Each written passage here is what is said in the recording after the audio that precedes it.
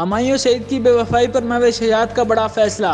اداکارہ مہوش حجات نے اپنے قریبی دوست اداکار ہمایوں سعید کی بے وفائی کے بعد دوبارہ ٹی وی پر واپسی کا اعلان کیا ہے، کیونکہ اس سال ان کے پاس کوئی فلم نہیں ہے۔ فلموں میں کام نہ ملنے کی وجہ سے مہوش حجات نے 5 سال بعد ٹی وی پر کام کا فیصلہ کیا ہے۔ مہوش حجات نے شعیب اختر کے پروگرام میں سوال کا جواب دیا کہ وہ بین الاقوامی پروجیکٹس کرنے کے بعد ڈراموں میں واپس آئیں گی یا نہیں۔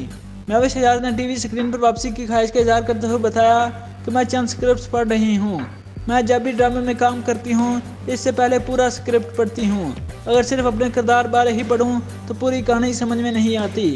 مہوش حجات نے یہ بھی انکشاف کیا کہ رواں سال وہ چھوٹی اسکرین پر دکھائی دیں گی، لیکن اس کی تفصیلات ابھی کسی سے شیئر نہیں کریں گی۔ یاد رہے کہ مہوش حجات نے اس سے قبل اپنا آخری ڈرامہ دل لگی تقریباً 5 سال پہلے ہمایوں سعید کے ساتھ کیا تھا، جس کا شمار سپر ہٹ ڈراموں میں ہوتا ہے، لیکن اس کے بعد انہوں نے اپنی تمام تر توجہ فلموں کی جانب مرکوز کر لی تھی۔ ہمایوں سعید اور شہزاد نصیب کی پروڈکشن کے اس ڈرامے کے ڈائریکٹر ندیم بیگ تھے، جس کی دیگر کاسٹ میں اسماء عباس، صبا حمید، مریم انصاری، عظمی حسن اور عمران اشرف شامل تھے۔ دل لگی میں راحت فتح علی خان کے گائے ہوئے ٹائٹل سانگ تمہیں دل لگی بھول جانی پڑے گی بھی بہت مقبول ہوا تھا۔ یاد رہے کہ مہوش حجات نے 2009 میں پہلی بار ڈرامہ سیریل ماسی اور ملکہ میں کام کیا تھا، جس کے بعد ان کے اہم ڈراموں میں شہر دل کے دروازے، میرے قاتل میرے دلدار، تھوڑی سی وفا چاہیے، دل تو پھٹکے گا، منجلی اور دل لگی شامل ہیں۔ مہوش حجات نے فلموں اور ڈراموں میں زیادہ تر کام ہمایوں سعید کی پروڈکشن میں ہی کیا ہے۔ گزشتہ سال مہوش حجات اور ہمایوں سعید کی فلم لندن نہیں جاؤں گا ریلیز ہوئی تھی۔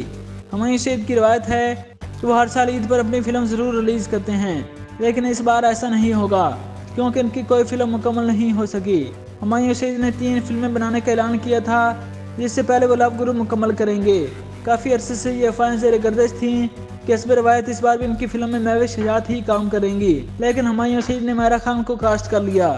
ذرائع نے بتایا کہ مہوش حجات کے پاس ایک بھی فلم نہیں ہے، جس کی وجہ سے انہوں نے فی الوقت چھوٹی اسکرین پر کام کا فیصلہ کیا ہے۔